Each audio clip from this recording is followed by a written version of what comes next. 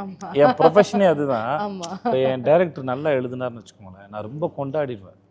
எப்படி இது யோசிச்சாரு, எப்படி இது எழுதினாரு அப்படின்னு அதுவே ஃபஸ்ட்டு எனக்கு பிடிச்சிரும். என்ன ஓகே. அப்புறம் என் கோஆக்டர் அப்படி நல்லா நடிக்கிறாங்கன்னா, இப்போ இவங்க நல்லா நடிக்கிறாங்கன்னா, நான் தான் நித்யாக்கு ஃபஸ்ட்டு ஃபேன். அது முதல்ல ஏன்னா நான் தான் அதை விட்னஸ் பண்ண அவர் கூட கேமராவில் பார்க்குறாரு. ஆக்சுவலா நம்ம என்ஜாய் இப்போ நம்ம அவங்க ஏதாவது ஒன்று சூப்பரா பண்ணாங்கன்னா நான் தான் ஃபர்ஸ்ட் ஐ வில் லாஃப், இல்லைங்க இல்ல அவங்க சிரிப்பா தட்ஸ் நைஸ் அது நீங்க பண்ணீங்கல்ல ஸோ என்ஜாய் பண்ணி தான் அதுதான் ஃபீட்.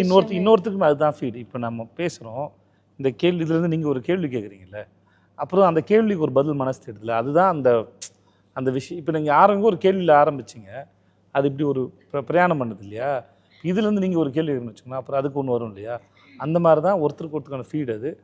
ஸோ என்கிட்டே வந்து நித்யா நானும் அடிக்கும்போது செம்ம போட்டியாக இருந்தோம். நாங்கள் போட்டி போட்டால் அது போட்டி போடுற இடமும் இல்லை.